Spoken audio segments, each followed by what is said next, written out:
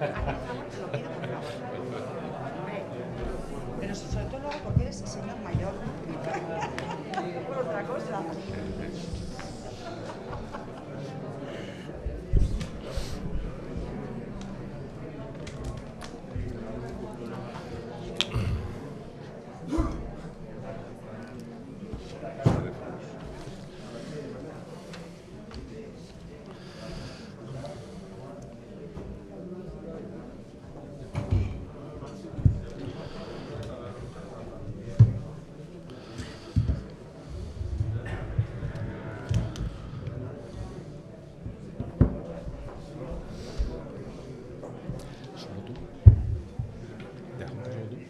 ¿Solo estás tú?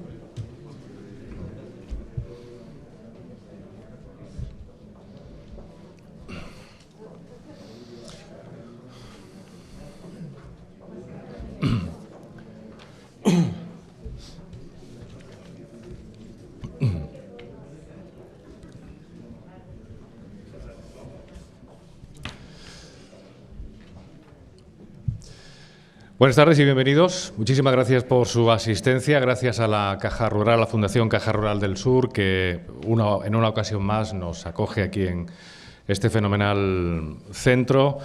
Alcalde de Córdoba, miembros de la Corporación Municipal, señor diputado, delegado de la Junta, miembros del Cabildo Catedral, amigos y patrocinadores, muchísimas gracias, insisto, por estar aquí con nosotros en esta tarde y en esta nueva cita del ciclo de coloquios España en Concordia, que en esta ocasión propone un tema apasionante, por cuanto la política y el ejercicio de la misma lo es, y porque vamos a hablar de valores que son el cimiento de la sociedad actual.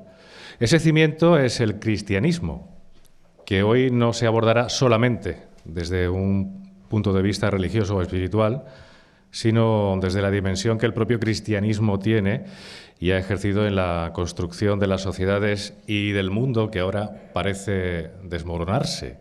Y no porque esos cimientos, aunque milenarios, estén viejos, sino porque se están tratando de derribar con premeditación y oscuros objetivos desde hace décadas. No asistimos a un fenómeno nuevo, por tanto, pero sí recrudecido por el propio devenir de los tiempos y, sobre todo, de los avances tecnológicos que han convertido al mundo en un lugar más conectado, más globalizado y también más controlable por aquellos que disponen de poder y medios para inculcar su ideología y sus mensajes. En España, en la actualidad, esa demolición de los cimientos, y en este caso en concreto de los que nos dimos los españoles en 1978, se hace más patente con el actual gobierno social comunista, que ha continuado la obra iniciada por un nefasto y tóxico presidente del gobierno como fue el socialista Rodríguez Zapatero. Su manera de llegar a la Moncloa, que todos recordamos, con una España en aquel mes de marzo rota, confusa y secuestrada por el dolor infringido por el terrorismo, fue premonitoria para todo lo que vino después y que el actual gobierno de Pedro Sánchez, con sus siniestros socios de hemiciclo, han continuado. ¿Quién nos iba a decir en 1978 que lo revolucionario en esta democrática España del siglo XXI sería defender la vida o la familia, la unidad territorial que garantiza la igualdad de todos los ciudadanos, o que la gente que rece en la calle sería perseguida penalmente? Una España democrática en la que se prohíbe casi oficialmente el disenso, en el que nos obligan a hablar español gramaticalmente vapuleado por el absurdo de lo inclusivo, o lo que es peor, se prohíbe nuestro grandísimo idioma por las esquizofrenias separatistas que solo ofrecen odio y persecución. Una España que no conocerán ni reconocerán las futuras generaciones de continuar esa hoja de ruta en la enseñanza que ahora conoce una nueva vuelta de tuerca y que les dice que además es indiscutible, bueno, le dice a la memoria democrática, ¿no? Y además, por supuesto, es indiscutible bajo amenaza penal y que no solo fomenta una separación interesada entre españoles, que ya nada tienen que ver con una época pasada, que sin embargo tratan de revivir constantemente lo que imponen como un único y falso relato. Hoy queremos hablar de cómo se le hace frente a todo esto y de cómo aportaron y aportan su trabajo y esfuerzo desde la política y también desde la sociedad civil dos invitados que son los protagonistas de la cita de esta tarde. No nos extenderemos en las presentaciones porque ambos son sobradamente conocidos, además de respetados y queridos. Ya su paso por la política ha estado lleno de valentía y de sacrificio, y sobre todo de verdad, que no es una característica o cualidad que popularmente, y permítanme, los políticos aquí presentes, se asocie con el político. A Jaime Mayor Oreja, sobre todo se le recuerda porque fue un magnífico ministro de Interior en una época complicada. ¿Cuál no lo ha sido? Porque ETA seguía matando, pero a la vez anunciando treguas que nunca lo fueron. Las famosas treguas trampa, que conoció bastante bien el ministro de entonces. Ha presidido el Partido Popular en el País Vasco y ha sido el candidato, creo, que mejor resultado electoral ha conseguido para el Partido Popular Vasco hasta la fecha. Su última trayectoria política se ha desarrollado en el Parlamento Europeo. María San Gil ha sido concejal del Partido Popular en el Ayuntamiento de San Sebastián, aunque su paso a la política en primera fila estuvo marcado por el asesinato de Gregorio Ordóñez, que ella presenció. Ha sido presidenta del Partido Popular Vasco, precisamente sucediendo en el cargo a Mayor Oreja. En 2007, y por motivos de salud, abandonó temporalmente la política y una vez recuperada llegaría una sonada dimisión por diferencias programáticas del 16º Congreso Nacional del Partido Popular, del que ella era miembro de la Comisión Política, redactora, de la ponencia política. Ha permanecido desde entonces en una discreta segunda fila, no solo política, sino mediática. Aunque esta última ya no lo es tanto, porque, entre otras cosas, se dedica a explicar y exponer públicamente los principios de la plataforma NEOS, que hoy conoceremos con más detalle a lo largo de esta charla. Muchísimas gracias a los dos por estar aquí. Y bienvenidos. Les rogaría que se acercaran lo que pudieran al micrófono, porque será también la forma de que tengamos para escucharnos todos mejor. Y si no le importa, voy a empezar por la señora. Voy a practicar un micromachismo, que es una cosa revolucionaria hoy en día. Y como soy de la vieja escuela, María, bienvenida. Muchísimas gracias. Muchísimas gracias, de verdad. ¿Está usted retirada, de la verdad, de la política? Sí, completamente. Sí, me fui en el año 2008 y no he vuelto y no tengo intención de volver. No encuentra motivos para ello. Aunque, vamos a ver, le he visto algunas intervenciones presentando precisamente la plataforma NEOS, y es otra forma también de hacer política, ¿no? Bueno, es verdad, estoy retirada de lo que es la política activa. No hago política en el sentido que todo el mundo entiende de la palabra, pero sí que creo que la sociedad civil y todos y cada uno de nosotros tenemos un papel político que jugar, y por eso ahora, con la plataforma NEOS de la que vamos a hablar, es verdad que estoy teniendo un poco más de presencia mediática. Pero yo entiendo que la sociedad civil tiene un papel que jugar y que no solo nos tenemos que limitar a votar cada 4 años y dejar todo en manos de los políticos, aunque aquí haya unos políticos estupendos. Creo que no siempre dan respuesta a lo que los ciudadanos queremos. Y por eso nosotros, desde la asociación NEOS, estamos poniendo en valor los fundamentos del humanismo cristiano y estamos intentando crear un sustrato ideológico en el que distintos partidos políticos puedan beber y pueda ser un puente o un punto de encuentro entre esas formaciones que los comparten con nosotros.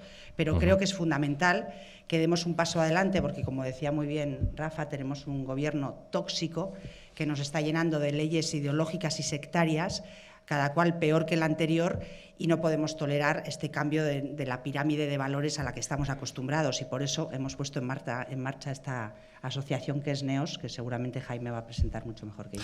Pues ahora también vamos a saludar a don Jaime Mayor Oreja. Muchas gracias por estar con nosotros. Muchísimas gracias a vosotros. ¿Usted también está retirado de la política activa? Sí, pero yo, ante todo, quiero decir que como ya tengo una cierta edad, no puedo dejar de actuar de abuelo cebolleta. Y yo es que hace 47 años, lo quiero dejar claro, estuve en Córdoba haciendo mi servicio militar, es decir, y no puedo dejar de evocar aquel momento del año 75. La mili de aquí es buena, ¿eh? Sí, sobre todo en agosto y en julio. Por eso digo. Pero estuve en un cuartel hoy desaparecido, Lepanto Juan de Austria, que era un cuartel de intervención inmediata.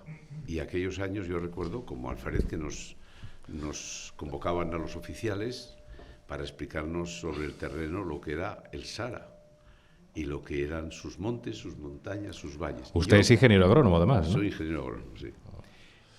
Y en aquellos años, yo recuerdo aquel año aquel mes de junio del 75. Yo siempre tengo una anécdota que yo coincidí con otro compañero que era también Alfred de IMEC, de Complemento, como se llamaba antes, y que era el que fue un gran ideólogo del independentismo catalán, Salvador Cardús.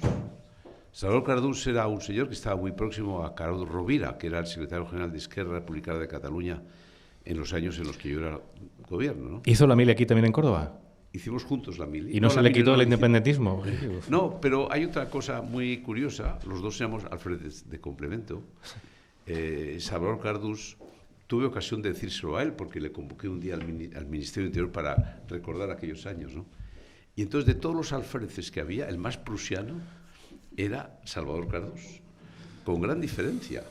En cambio, los soldados a mí me regalaron un mechero de oro, pero claro, era porque yo era un alférez muy flexible.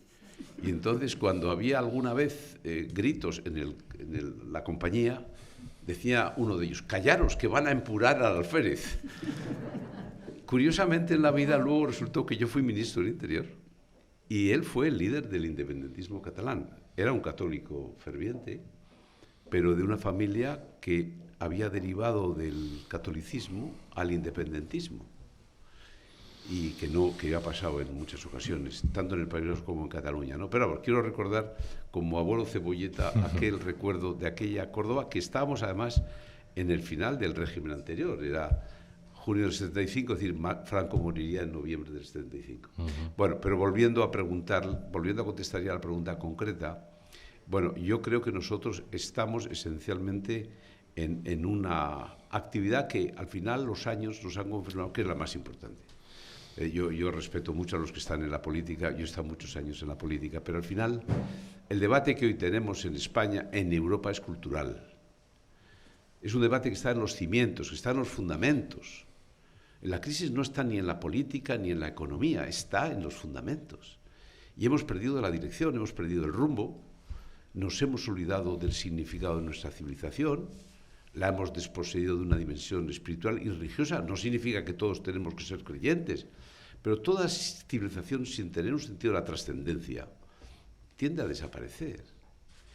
Y lo que sucede es que hemos perdido el norte, y esa es la razón por la que estamos en este debate.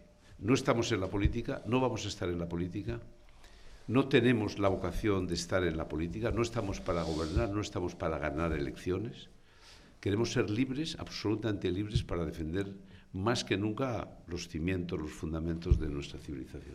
Bueno, creo que se les ha facilitado una cartulina, un papel, no sé si se les ha facilitado, por si quieren hacer algún tipo de pregunta, que pasaremos a los ponentes al filo de las 9 menos cuarto aproximadamente. Como el tema que nos convoca es cristianos en política, yo sí que me gustaría preguntarles a los dos, ellos como cristianos, como católicos además en este caso, ¿qué impronta creen que han dejado o cómo se ha notado ese ser católico y ser cristiano en la trayectoria política de ambos? ¿Qué creen que han aportado como cristianos en su faceta pública y política? Pues yo creo que muy poco, la verdad, para ser sincera, porque ahora echando la vista atrás, y alguna vez lo comentamos, cuando hacíamos política en el País Vasco, bastante teníamos con luchar por la defensa de la libertad y para ir un poco en contra del nacionalismo obligatorio. Y los temas que ahora nos ocupan, los temas del humanismo cristiano, no estaban en la agenda política del día a día. Es decir, no hacíamos política al uso. Hacíamos política en intentar conseguir la derrota del terrorismo y conseguir plantear una alternativa constitucionalista en el País Vasco. Y aquello nos ocupaba el 100% de nuestro tiempo, ¿no es verdad, Jaime? Entonces, sí que es verdad que apostábamos por la familia tradicional, que apostábamos por la vida, pero eran, y siento decirlo y siento reconocerlo, temas secundarios, porque cuando te estás jugando la vida, cuando hay una banda terrorista que quiere, bueno, pues eliminarte porque representas a España y representas la libertad, pues hay temas que pasan a un segundo plano. A mí lo que me gustaría creer es que con el ejemplo que dimos en su momento de coherencia, de honestidad, de defensa de lo que creíamos, de no ocultar nunca nuestras raíces cristianas, de ir a misa, por supuesto, y de vivir la fe de la mejor manera posible, bueno, que con el ejemplo que dábamos hacíamos suficiente. Pero si tengo que ser sincera, si yo volviera a estar en política, creo que enarbolaría mucho más mi fe y mis creencias de lo que lo hizo entonces, pero seguramente porque la situación sería distinta y se podría incorporar esa faceta. Pero en aquellos años, de verdad, es que la defensa de la libertad y el intentar que no nos matasen y intentar conseguir derrotar a ETA, que además no lo conseguimos, nos ocupaba el 99% de nuestro tiempo político. Sí, Jaime. Bueno, después de decir que estoy al 100% de acuerdo con lo que acaba de decir María, quiero decir que, pensando en el presente y en el futuro, la primera obligación de un católico es ir a la raíz de los problemas que nos suceden todos los días. No solo, y también, no tenemos que esconder nunca nuestra fe, pero tenemos que ir a la raíz, porque en la raíz está la verdad. Y nosotros, nuestra obligación es no quedarnos nunca en la superficie de los hechos. Todos tenemos la obligación de buscar la verdad, de decir la verdad y de sufrir por la verdad, seas católico o no lo seas, pero el católico muy especialmente, porque nosotros decimos que tenemos una verdad absoluta detrás de nosotros, creemos en Dios, y nosotros tenemos la obligación de ser más profundo que los demás, de decir la verdad, de afirmar la verdad. Lo digo porque suelo utilizar una expresión, decir la verdad una vez es muy fácil en la vida, en tu familia, en la política. Lo hacen todos, decir una vez la verdad. Decir muchas veces la verdad, al menos hemos tratado de hacerlo María y yo, es exhausto, te deja exhausto y muchas veces te deja en la soledad. Es agotador, porque la gente prefiere la mentira. Es más cómoda siempre la mentira que la verdad. Y en nuestra crisis hay que entender que hemos huido de la verdad como de la peste, porque es incómoda, porque es desagradable, porque preferimos hacer un diseño de una situación que es la que nos gustaría que fuera, pero no es así. Entonces, ni que decir tiene que solo hubo una persona que dijo siempre la verdad, que fue Jesucristo y acabó en el Calvario. Pero yo me conformo con que nos atrevamos a decir la verdad. Y decir la verdad, por ejemplo, hoy en España es atreverse a decir que no nos gobierna un gobierno, que no nos gobierna un gobierno de coalición, que eso es una mentira, que nos gobierna un proceso, que es distinto, un proceso de transformación social, de conciencias, un proyecto de ingeniería social, que ese fue el pacto que nos ha traído la paz, un acuerdo marco que hicieron ETA y Zapatero, uno dejaba de matar y el otro hacía fundamentalmente una transformación social y profunda de España. Ese proceso es el que ha estado viviendo en España, gobernando España desde el 2004. Y eso significa, esencialmente, como decía María, no hemos derrotado a ETA. Se pactó con ETA, lo hizo un gobierno. Y fue un precio el que se pagó. Ustedes dejan de matar y ustedes antes que después gobernarán. Los procesos mal llamados de paz son siempre lo mismo. Uno deja de matar, pero esos mismos gobiernan, cogobiernan. Y hoy España está cogobernada en la sombra por un proceso en la que está ETA. Y el objetivo de ETA es el año 2024, si continúa Sánchez, ya en la importancia de derrotar a Sánchez, es decir, de derrotar el proceso, pues gobernará ETA en el País Vasco, el 2024, porque ya han ganado la batalla cultural en el País Vasco y frente a una maquinaria de poder que es el PNV, ETA, si sigue este proceso cultural, ganará las elecciones. Es decir, se confirmará que el mal llamado proceso de paz es paz por poder para los terroristas. No sé si quiere añadir algo, María.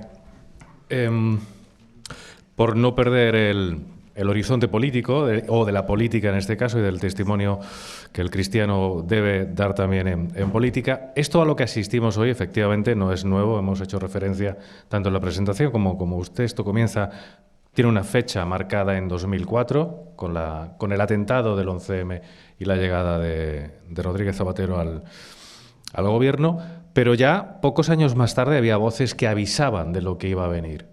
Y sin embargo pareció, y me toca hacer preguntas incómodas, pero tengo que hacerlas, pareció que la política, que tenía que responder a eso que ya algunos grupos denunciaban y algunos medios, en los que yo entonces estaba en COPE, también denunciábamos, la política se relajó, ¿no? y ha pasado todo esto que está pasando. No sé si están de acuerdo o no.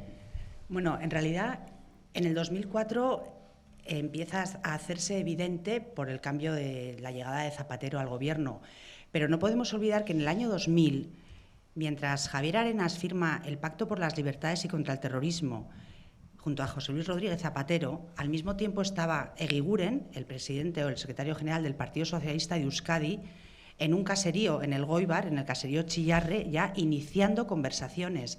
Es decir, el Partido Socialista empieza su metamorfosis en el año 2004 y es cuando la sociedad evidencia el cambio, pero ya en el año 2000, mientras Jaime Mayor hacía campaña con Nicolás Redondo y hablaban los dos de hacer un gran pacto constitucionalista, el Partido Socialista está con una mano firmando el Pacto por las Libertades y con otra buscando de qué manera podían pactar y negociar con ETA. En el año 2004 llega Zapatero después del terrible atentado del 11M y ahí se produce un cambio absoluto.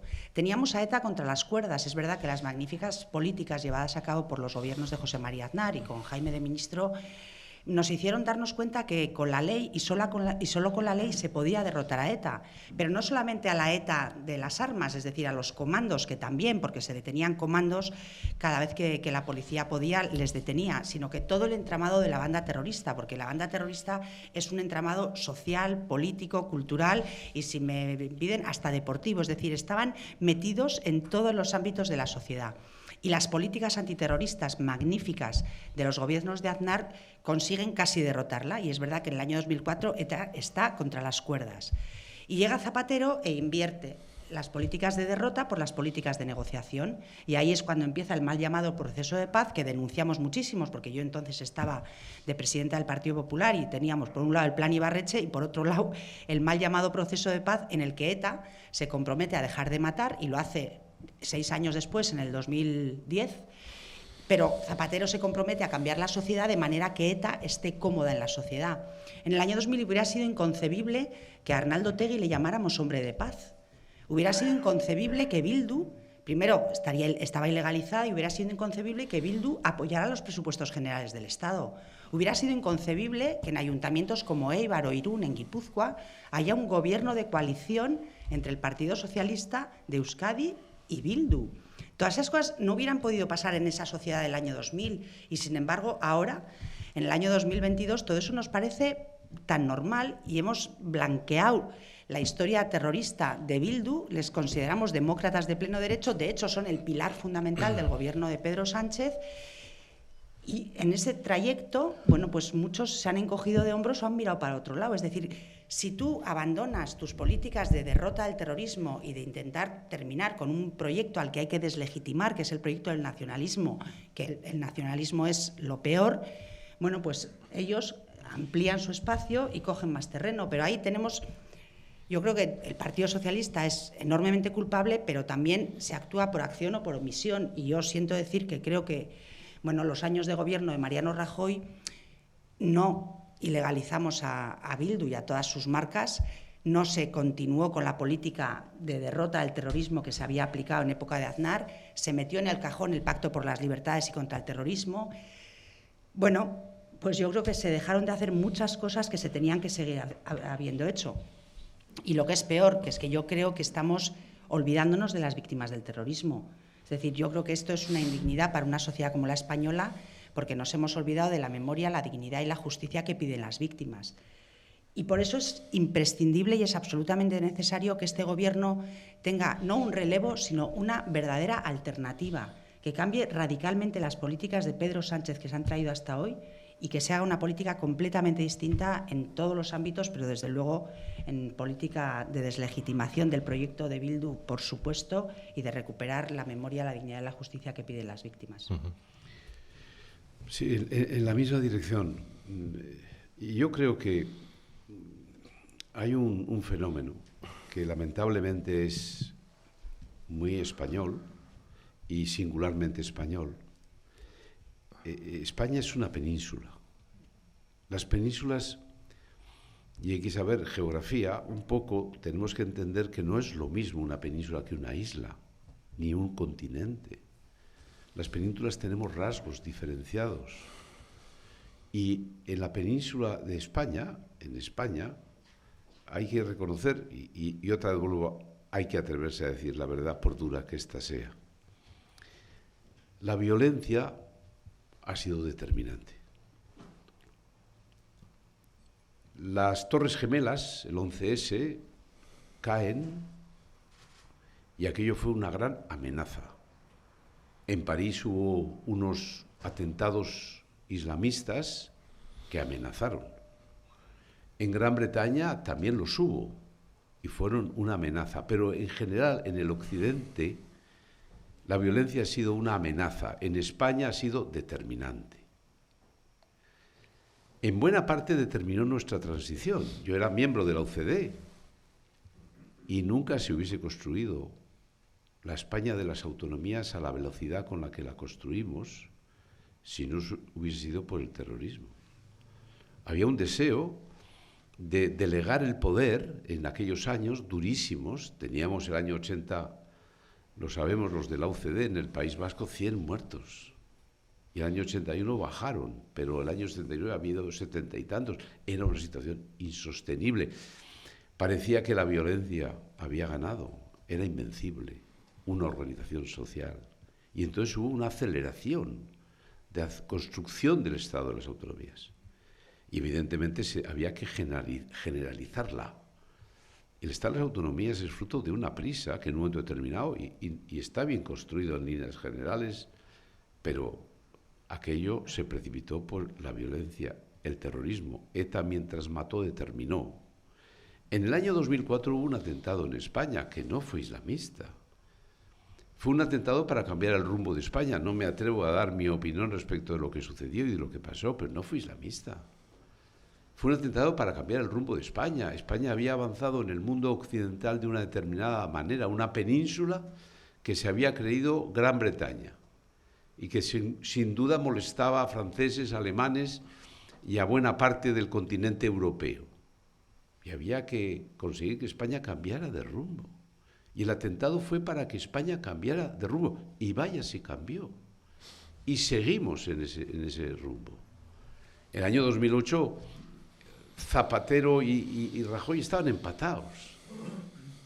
Una semana antes de las elecciones, 3 días antes de las elecciones, María fue testigo porque estuvo en la muerte de Isaías Carrasco, un concejal socialista. ETA lo mató para que ganara las elecciones del Partido Socialista. Y en 2 días, 350.000 votos viraron en favor de la víctima, en aquel caso del Partido Socialista. Y el año 2018, cuando ETA había dejado de matar, hubo una moción de censura a Rajoy, supuestamente por el caso Gürtel. Mentira, otra mentira. Aquello fue fundamentalmente porque el proceso exigía que gobernara lo que yo llamo el Frente Popular. No fue la corrupción, no fue el caso Gürtel. Fue porque tenían que ganar el poder una vez que el poder había expulsado a Zapatero con su proyecto por la economía. Pero es evidente que ahora había que volverlo a alcanzar a través de un frente, y entonces se inventó una supuesta sentencia manipulada y manipuladora para que se justificara una moción de censura. No fue la corrupción, fue el proceso que exigía que ese supuesto Frente Popular, populista, nacionalista, gobernara España. El 2018 fue otra vez determinante la acción de ETA. Quiero decir que cuando ETA mató, determinó, y cuando ETA dejó de matar, siguió determinante, con los muertos y luego posteriormente lo ha sido con el mal llamado proceso de paz. Eso es la verdad, esa es la triste verdad. Y por eso tantas veces yo diré que la verdad, cuando la dices, siempre que la dices, al final te vas quedando cada día un poco más solo. Es la fortaleza, pero la soledad al mismo tiempo. Pero esa es al menos mi convicción, porque yo viví la transición, viví la refundación del partido y viví esencialmente lo que ha significado, esta vez del Parlamento Europeo, el avance del mal llamado proceso de paz.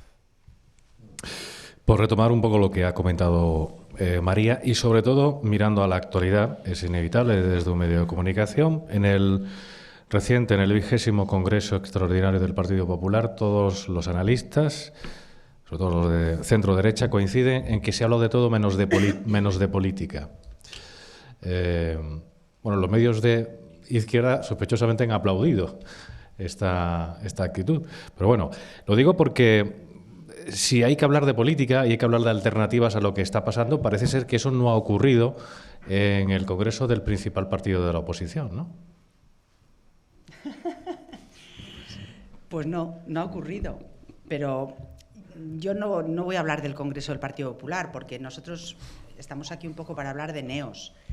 Y ya que los políticos no quieren hablar de ese gran debate cultural...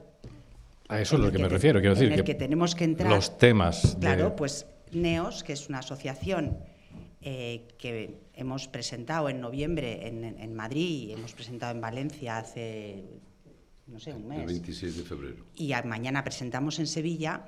Por eso NEOS ha asumido el papel de representar a esos millones de ciudadanos que en este momento pueden sentirse un poco huérfanos porque ven que la vida, la familia, la verdad, la corona, la monarquía o las amenazas globales pues no están en este momento en el debate político. Si me permite, he notado algunos de los puntos de NEOS. Están en contra de la ideología de género, sí, contra la ley de memoria democrática, sí, contra las leyes LGTBI, sí, contra la mesa de diálogo entre el Gobierno de España y la Generalidad de Cataluña. Sí, a favor de la familia tradicional, de España como sí. nación, de la corona como institución que aglutina a todos. Sí. ¿Qué es NEOS? NEOS surge porque la Fundación de Jaime, Valores y Sociedad, la CDP y la fundación en la que yo estoy, que es la Fundación Villa Cisneros, organizábamos en Madrid, antes de la pandemia, en la Mutua Madrileña, unas conferencias mensuales en las que aglutinábamos a más de 600 personas y el título era una alternativa cultural al Frente Popular, incluso antes de que hubiera Frente Popular. Y por esas conferencias ha pasado lo más granado de la política, la sociedad y la cultura española, y muchos de los intervinientes, algunos buenos amigos, nos decían, pero esto del Frente Popular, ¿qué necesidad de hablar del Frente Popular? Bueno, pues una vez más se ha confirmado que había que hablar del Frente Popular.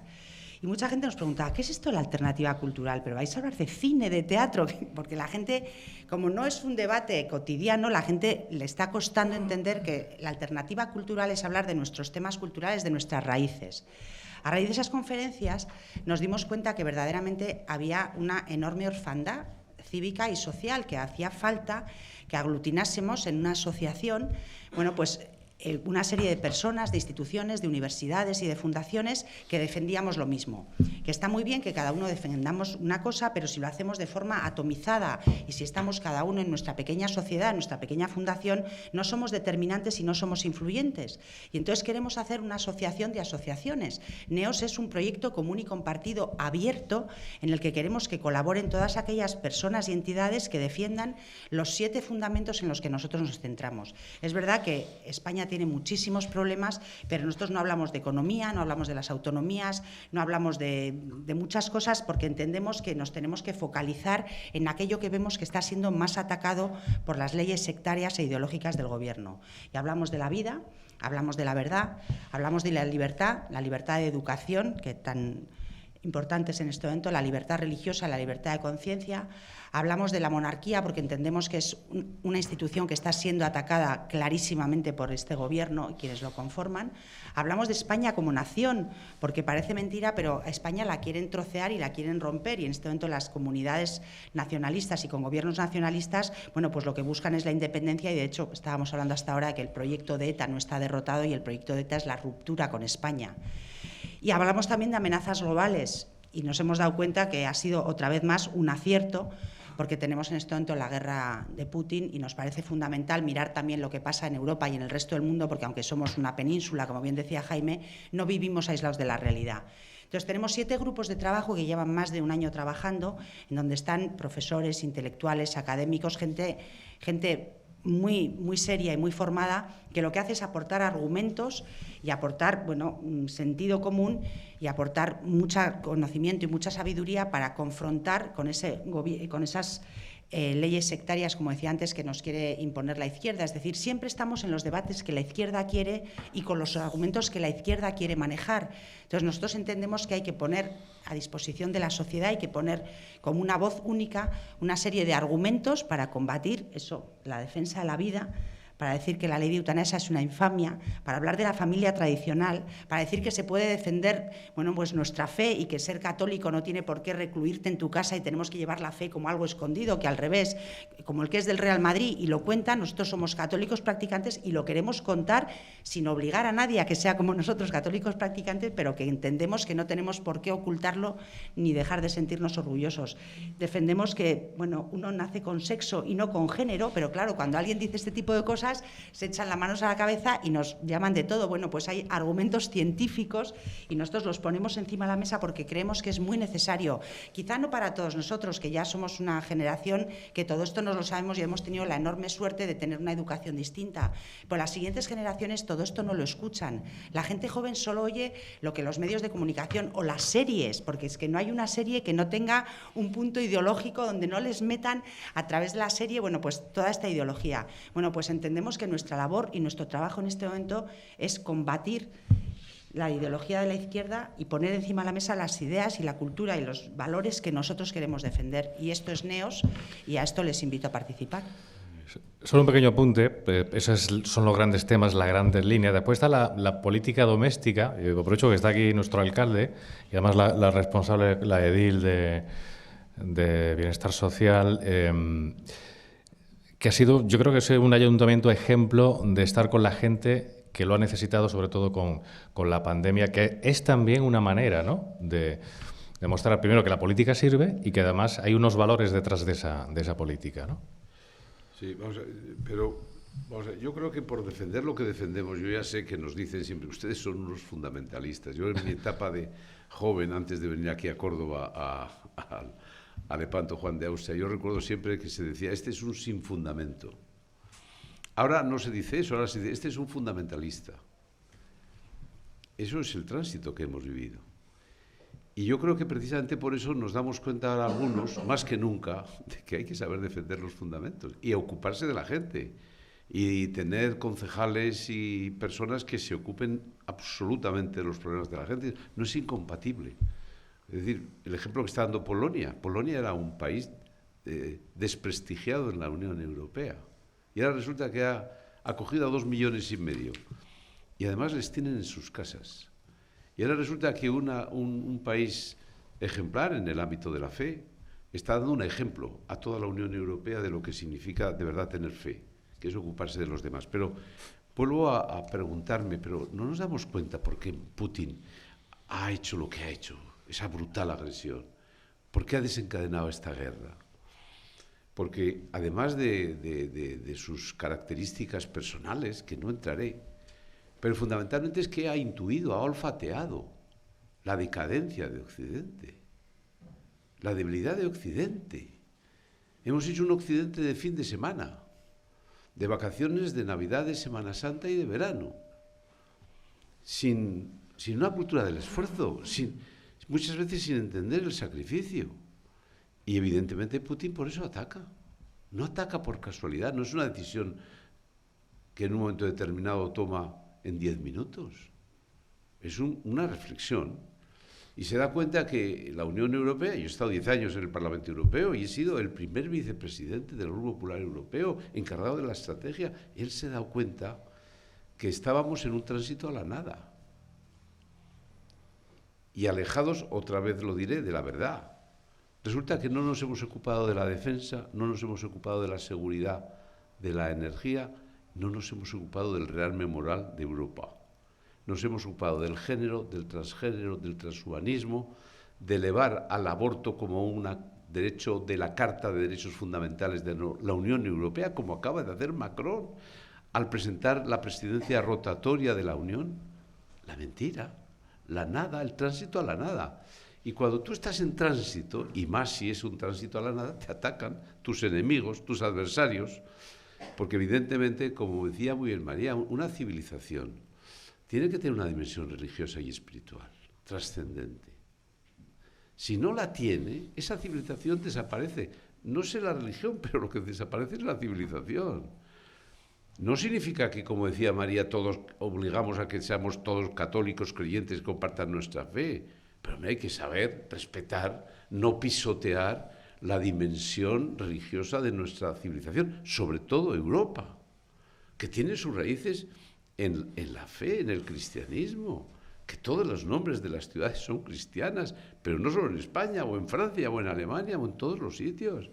Pero si tú la pisoteas, si tú haces todos los días en las leyes y en las directivas europeas lo contrario de lo que ha significado una enseñanza de siglos de la Iglesia en este ámbito, pues estás destruyendo tu civilización. Y eso es exactamente lo que nos ha sucedido, lo que nos está sucediendo. Ese tránsito a la nada nos lleva a la debilidad y a la decadencia de Occidente, que un señor que tiene un instinto depredador probablemente, que lo ha confirmado, piensa que es el momento del ataque. En la presentación que se hizo de NEOS en Madrid, concretamente el señor Mayor Oreja, habló de una cosa importante que es la unidad. Da la impresión de que esto que se está exponiendo en esta mesa, hay muchos españoles en concreto que son partidarios de defenderlo, pero parece que hay demasiada desunión todavía, ¿no? O demasiadas líneas programáticas que no concuerdan, o talantes que no coinciden, pero sin embargo todos, desde su parte, quiere luchar contra lo que estamos padeciendo porque somos conscientes, en mayor o menor medida, de que no es bueno y de que esto es malo además para España, ¿no? Por eso desde NEOS siempre hablamos de la necesidad de una alternativa cultural, porque solo cuando seamos capaces de forjar la alternativa cultural daremos paso a la alternativa política. Pero NEOS tiene la capacidad de ser, como decía antes, una especie de puente de unión. Y de hecho, cuando se aprobó la ley de eutanasia, NEOS consiguió reunir en el Congreso de los Diputados, y aquí está el diputado por Córdoba, y asistió a ese acto, y NEOS consiguió en el Congreso de los Diputados reunir al PP, a Vox, a Unión del Pueblo Navarro y a Foro Asturias. Y los 4 partidos, hablaron los 4 portavoces, se comprometieron a que cuando lleguen al Gobierno, llegarán más unos que otros, claro, porque el pobre de Foro Asturias pues no creo que llegue a gobernar directamente, digo, se comprometieron a derogar la ley de eutanasia. Y ahora, recientemente, con el tema de la penalización de las personas que rezan en la puerta de los abortorios, que creo que se aprobaba hoy, me parece que hoy iba al Congreso, bueno, conseguimos en el Senado también, NEOS convocó al Partido Popular y a Vox para que también se posicionaran públicamente y dijeran que desde luego cuando ellos lleguen este cambio del Código Penal desde luego no se va a llevar a cabo. Entonces, esa es la facultad que tiene NEOS, es decir, cuando en este momento algunos percibimos que hay muchos puntos de desencuentro en esos partidos políticos que nos representan, que son, por lo menos a mí, el PP y Vox, queremos trazar o poner un punto de encuentro en los temas culturales. Es decir, nosotros, como no estamos en la política, Jaime decía antes muy bien, somos absolutamente libres porque no dependemos de las encuestas, no dependemos de los votos, no dependemos de caer bien o mal, dependemos solo de nosotros mismos, de decir la verdad y de defender aquello en lo que creemos. Y eso nos da la libertad absoluta para muy seriamente dedicarnos a aquello en lo que creemos. Entonces, podemos instar y podemos, bueno, pues convocar a los partidos políticos a aquellos temas que a nosotros nos preocupan. Y además entendemos que si NEOS es una sola voz que aglutina a millones de españoles, colectivos, fundaciones y asociaciones, ya tendrán los partidos políticos cuidado en hacernos caso, porque verán que efectivamente hay una parte importante de la sociedad civil que les exige caminar por un determinado sendero y que como ellos sí que están pendientes de los votos, de las encuestas y de salir elegidos, pues a lo mejor se aplican en cumplir aquello por lo que la gente les vota. Entonces yo creo que NEOS es un instrumento muy útil para que muchos de nosotros podamos reivindicar aquello en lo que creemos, que es muy útil para trabajar en los temas que nos parecen esenciales y además es muy útil para que podamos ser un poco el pepito grillo de determinados partidos políticos cuando se quieren poner de perfil en aquellos temas que para nosotros son enormemente sensibles. Sí, yo diré otra vez que lo importante es, antes que gobernar, la dirección. Lo que hay que cambiar es de dirección, pero dirección en los fundamentos, en la crisis. ¿No? La crisis, insisto, no está en la política, está en la persona. Nosotros lo podemos decir porque, como no les pedimos el voto, pero les tenemos que llamar a las conciencias de las personas. La crisis está en uno mismo. Y por eso la solución estará en un cambio de actitud de las personas.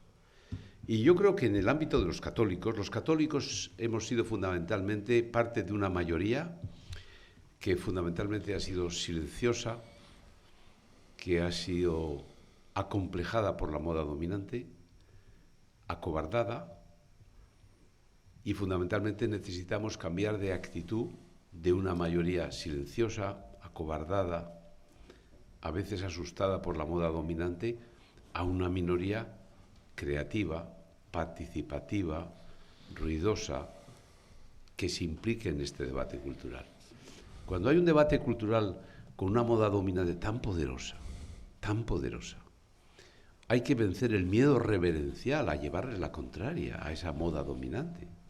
Eso tiene un costo. Pero fundamentalmente este es el objetivo de Neos, es decir, atreverse a romper con el miedo reverencial a una moda dominante, que es muy poderosa y que está en los medios de comunicación. Yo creo que hay dos actitudes ante esta crisis cultural. Una primera actitud es ponerse de perfil. Ya escampará, ya fracasará, porque es evidente, van a fracasar. Hoy ese nuevo orden social, ese nuevo desorden social, ese implacable desorden social, que se quiere fundamentar en el aborto, en la eutanasia, en el género, en la memoria histórica, en la ruptura, eso va a fracasar. Pero puedes tener la tentación de decir, voy a esperar a que fracase, a que escampe. Bueno, esa es una actitud. Yo creo que es un error. Pero la actitud de Neos es la contraria. Queremos ser resistentes, queremos denunciar, queremos decir la verdad y queremos hacer a unos católicos más participativos en el debate cultural. Antes lo ha dicho muy bien María, si la crisis, la causa de las causas en el mundo occidental ha sido la pérdida de fe. Eso es políticamente incorrecto, pero es la verdad. Cuando tú dejas de tener fe, cuando pierdes sentido de la trascendencia, te haces peor. Y no nos damos cuenta que muchas veces la fe, ser un hombre religioso, por regla general es fuente de virtud. Por regla general, hay de todo. Y en cambio no creer en nada es fuente de desorden. Eso es una obviedad, pero es verdad. Y por eso nosotros lo que tratamos es fundamentalmente decir, queremos una actitud resistente, de denuncia, no de esperar a que escampe, porque ahora hay que sembrar y porque evidentemente luego fructificará lo que tenga que fructificar. Nosotros no queremos alcanzar el poder, no hemos nacido para ser ministros, no hemos nacido para gobernar, pero hemos nacido, Neos, para tratar de cambiar la dirección a través de una brújula, a través de unos fundamentos que se han perdido. Lo demás serán relevos de gobierno, que no cambiarán nada. Tiene que haber un cambio de dirección en los fundamentos, en los principios y en los valores. No sé si disponemos de micrófono en la sala para aquellos que quieran, sí, ¿no? Si alguien quiere hacer una pregunta, ahora vamos a abrir ese turno de preguntas, pero sí que me gustaría no dejar de tocar un tema que también recoge Neos en sus fundamentos y que, bueno, estamos hablando de problemas nacionales, pero esto es supranacional. Comentaba Jaime que, bueno, que se ha perdido una fe. Realmente no solo se ha perdido, sino que se ha tratado de sustituir esa fe. El ecologismo es una de ellas, por ejemplo, que vienen avalados por movimientos bien dotados económicamente, como la Agenda 2030, que parece la nueva Biblia. No sé si quieren decir algo al respecto, porque este es otro reto que los cristianos tienen por delante, porque además nos viene desde arriba, impuesto, no es una cosa que solo ocurra en España. Por eso, uno de los 7 fundamentos que trabaja Neos es amenazas globales, porque no estamos, como decía yo antes, vivimos en el mundo, vivimos en Europa y la amenaza de la Agenda 2030 está ahí encima.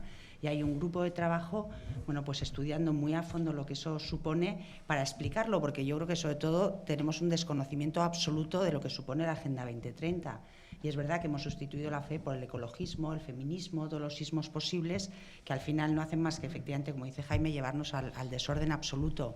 Y se me ha olvidado explicar que NEOS es un acrónimo, que es norte, este, oeste y sur, porque cuando empezamos a pensar, como la idea que todo el rato nos venía era que estamos en el desorden, que hemos perdido el norte, que nos hace falta una brújula, que España está absolutamente desnortada, bueno, pues una de las personas que colabora con NEOS es muy imaginativo y dijo, pues nos hace falta una brújula, pues la brújula, los 4 puntos cardinales y el acrónimo es NEOS. Entonces, no solo nos dedicamos a temas estrictamente que ocurran en España, es verdad que uno de los fundamentos es la monarquía, porque entendemos que nos representa a todos, porque representa la unidad y porque está siendo atacada, como decía antes, pero amenazas globales es uno de esos 7 fundamentos. Hay un magnífico grupo de trabajo estudiando muy a fondo la Agenda 2030 para poner encima de la mesa los peligros que supone esta agenda.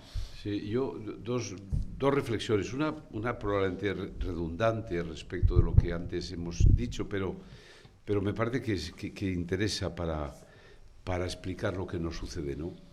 María y yo somos de San Sebastián, hemos hecho política en el País Vasco. Y al cabo de los años nos hemos dado cuenta que el problema en el País Vasco no es un problema de una conciencia nacional. No.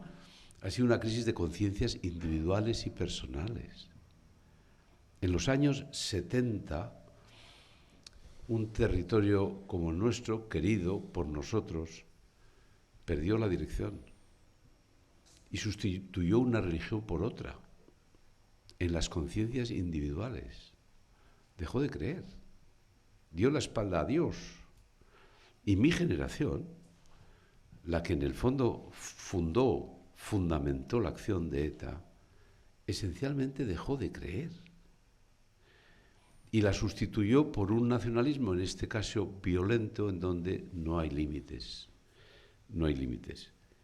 Y esa es la explicación de lo que antes decía. La sustitución de una religión por otra.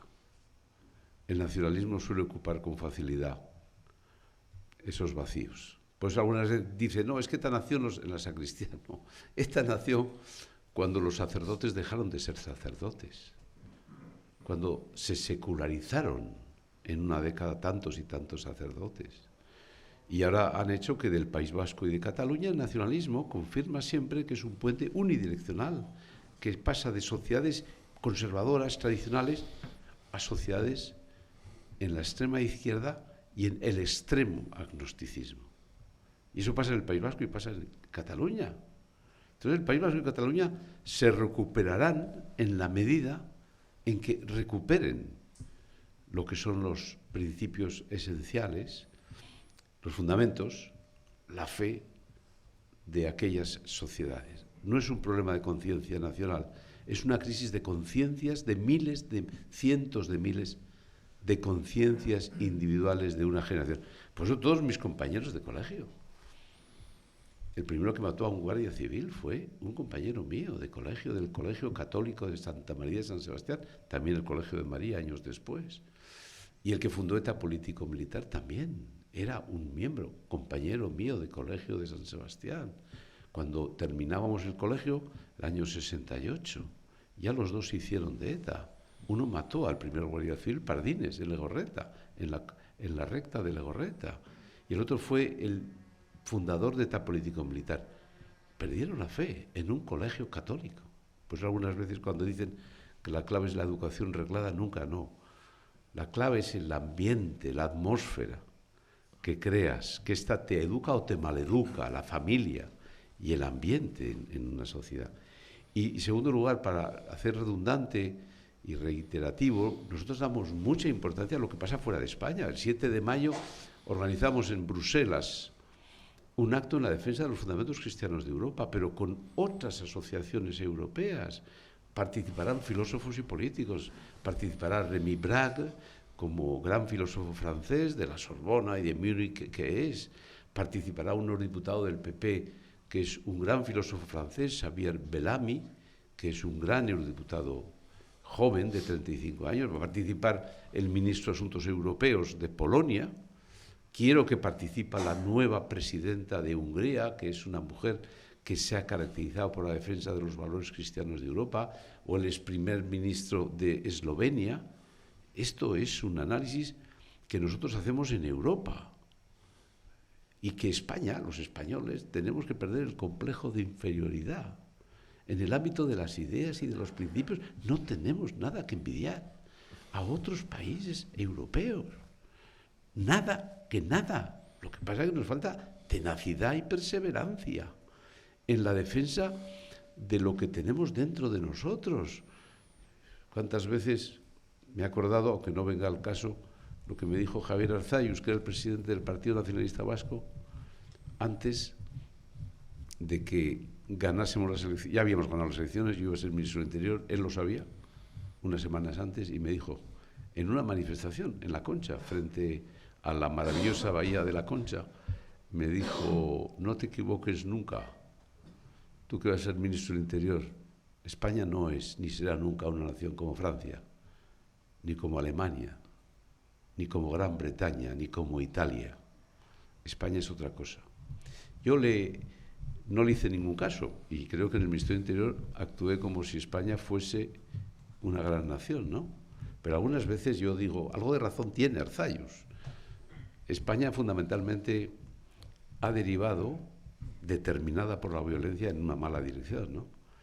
Pero cuando los adversarios te dicen eso, te obliga a pensar, ¿por qué pensarán que España no es una nación como las demás? Pues nos tenemos que sacudir de ese complejo absurdo. España tiene toda la potencialidad de ser igual o mejor. Y en el ámbito de los valores estamos menos desnortados que los alemanes, que incluso hasta tienen en su iglesia el mayor cisma que uno puede imaginarse, que no se han recuperado después de la Segunda Guerra Mundial. En el ámbito económico podrán, pero en el ámbito de las ideas tenemos mucho que aportar. Por eso queremos dar una dimensión, claro que europea, a lo que significa el futuro, porque la crisis está en el occidente, no solo en España. Bueno, no sé si tenemos alguna pregunta, ¿sí? Vamos a pasar el... Sí, allí hay una, vamos a...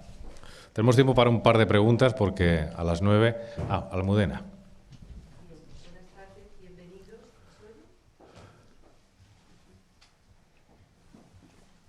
Ahora creo que ahora sí me mejor. Bienvenidos, muchas gracias, enhorabuena por el proyecto, me ha parecido fascinante. Con respecto a este final de etapa que estamos viviendo, en realidad es un final histórico.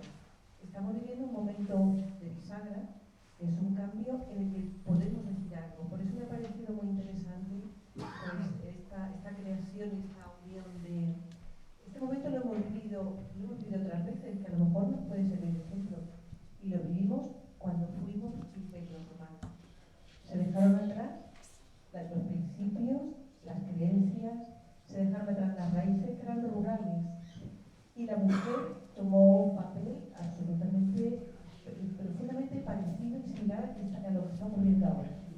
Así que, bueno, les quería preguntar un poco por este cambio de etapa y cómo ven el papel activo de la sociedad, en este caso la española, para que ese cambio de etapa no sea la vía de la barbarie, sino precisamente un cambio positivo que todos queremos y por el que queremos luchar, ¿no?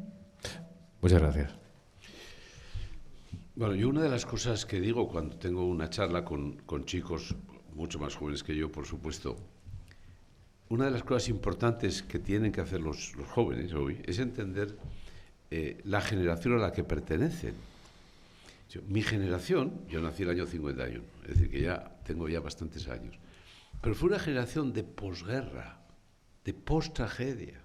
5 años antes de que yo naciera, había caído la bomba atómica. Yo me pareció aquello, había una revista Hazañas Bélicas que leíamos, pero eso era como si hubiese pasado en el siglo pasado, no 5 años antes.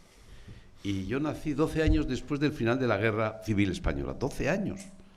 Es decir, que es como ahora si nos retratamos al 2010, es decir, ayer. Sin embargo, a mí me parecía que eso era la prehistoria. Pero nuestra generación fue de post-tragedia, de posguerra.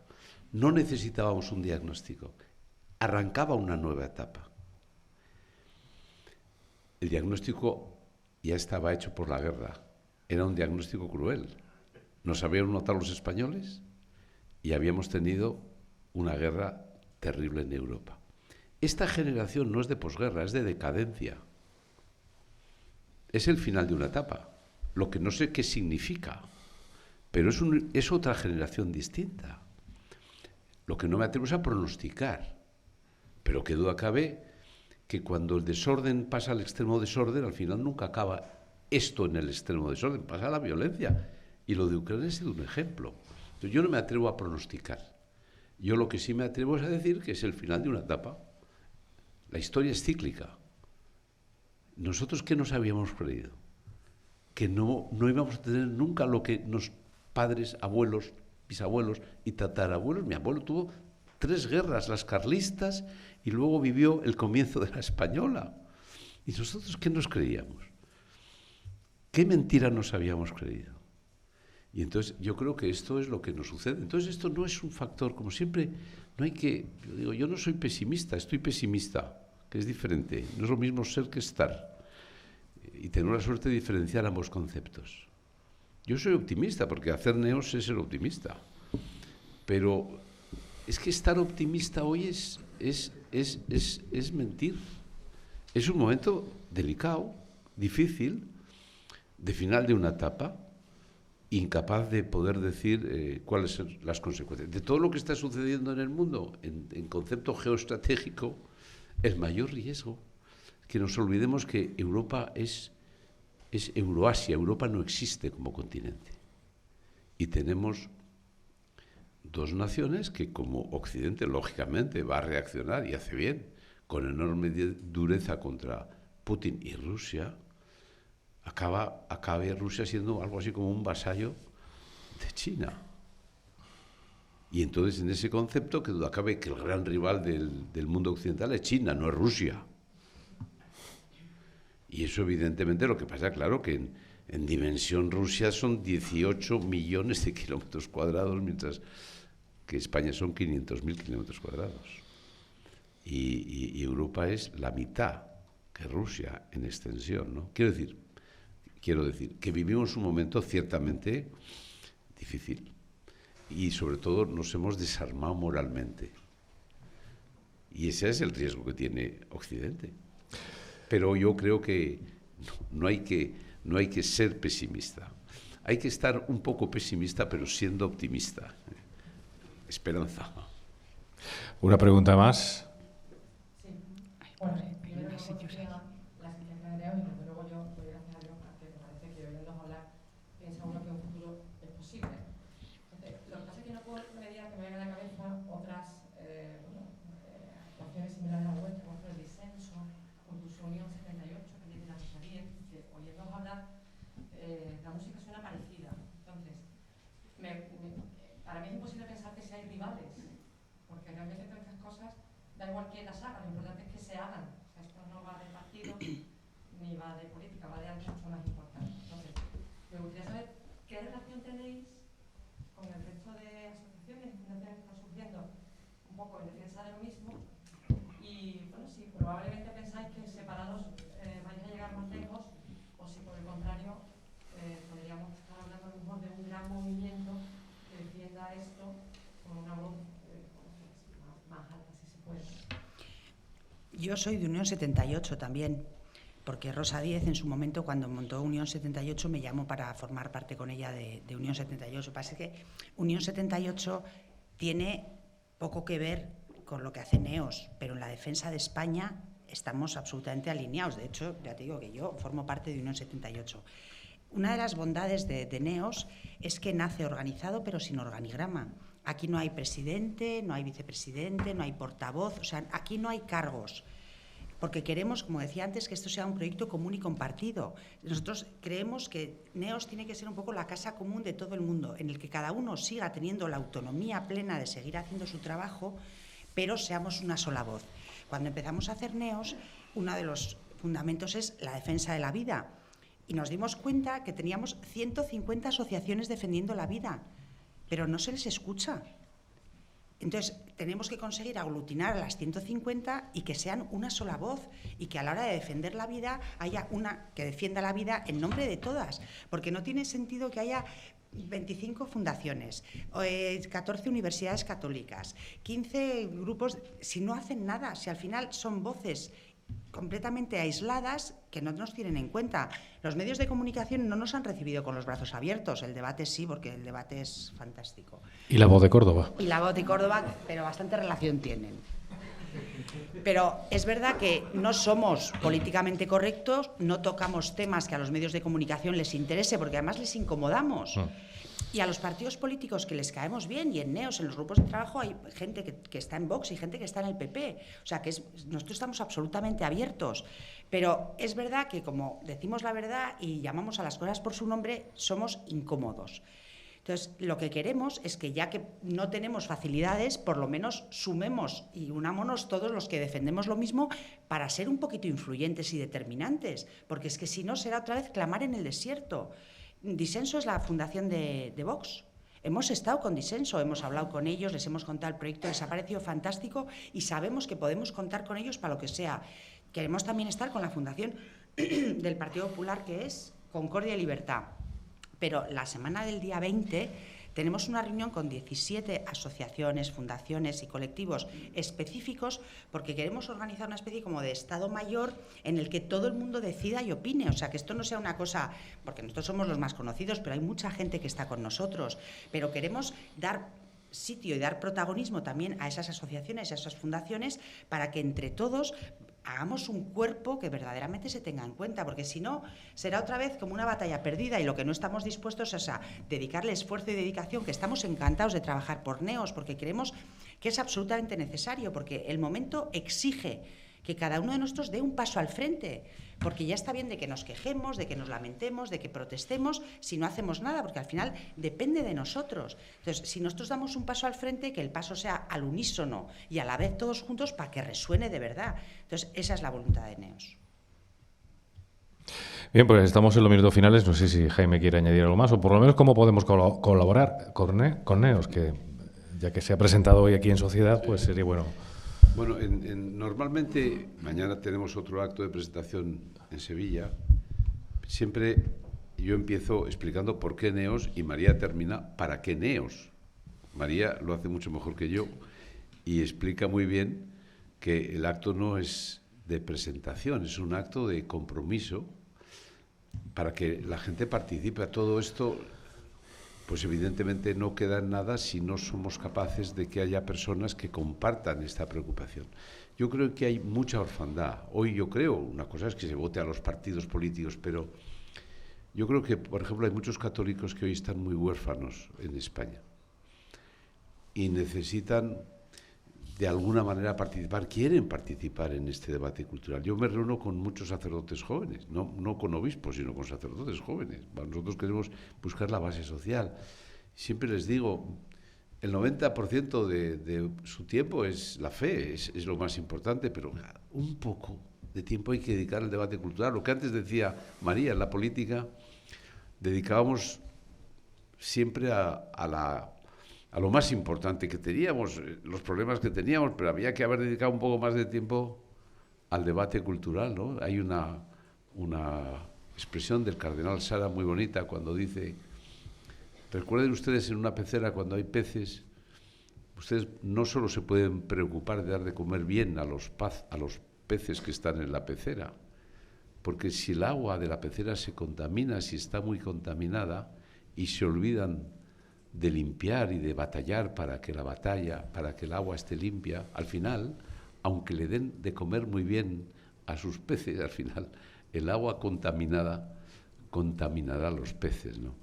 Entonces nosotros lo que queremos es que para que no se contamine más el agua, que duda cabe que hace falta personas que sean valientes, que participen más, y a ver si somos capaces de favorecer la participación de muchas personas en este proyecto, porque realmente esto es un cambio de actitud personal y hay que preguntarse, hombre, hasta la fecha hemos hecho unas cosas y estamos perdiendo por goleada 8-0, con lo cual algo distinto habrá que hacer para dar esta batalla cultural. Si seguimos en donde estamos, a lo mejor ganamos elecciones, pero no cambiará nada de lo fundamental, de lo esencial, de lo que significa una crisis cultural en nuestra España y en nuestra civilización occidental global. Termino, lo hace siempre mucho mejor María que yo, pidiendo pues que todos los que quieran participar, que quieran formar parte a través de asociados, socios, de lo que quieran ustedes, pero que los que quieran ayudarnos, pues que nos ayuden. Yo solo una cosa, porque me ha apostillado todo el rato, ahora voy a apostillar yo. Tenemos una página web que es neosespaña.es y ahí está toda la información que les puede ser de gran utilidad. Así que entren en la página y vean todo. Y mañana pueden seguir por streaming la presentación que vamos a hacer en Sevilla, en la que nos va a acompañar, entre otros, Alejo Vidal Cuadras y un general. ¿Cómo se llama el general? No lo sé. Bien, pues fatal. Nos siguen por streaming mañana, que yo creo que va a ser una presentación. Alejo, que por cierto, un libro que tiene es El cambio de rumbo, uno de sus libros de Alejo Vidal Cuadras. Ah, pues... y Alejo Normalmente nos acompañan, porque nosotros somos fijos en las quinielas, pero nos acompaña también Paco Vázquez. En varios actos. Hemos estado con él en el de Madrid y va a estar con nosotros en Pamplona, porque vamos a presentar Neos en Pamplona el 11 de mayo. Y Paco Vázquez nos acompaña también, porque nosotros lo que queremos demostrar es que no se trata de una afiliación política determinada. Se puede tener esta preocupación habiéndose de un partido no de derechas como somos María y yo.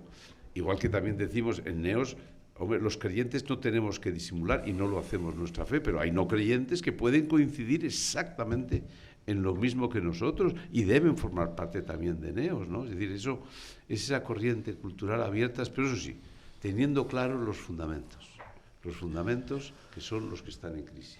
Es bastante probable que Paco Vázquez nos acompañe en un futuro España en Concordia, un ciclo que no sería posible sin el apoyo además del Ayuntamiento de Córdoba. Yo quiero agradecer especialmente al alcalde de Córdoba su presencia hoy aquí, porque me consta que tenía 300 cosas y ha elegido estar con nosotros y en este acto acompañando a María San Gil y a Jaime Mayor Oreja.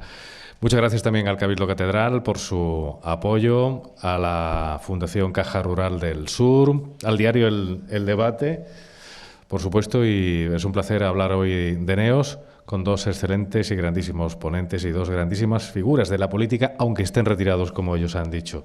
María San Gil y Jaime Mayor Oreja, muchísimas gracias y hasta siempre. Muchísimas gracias.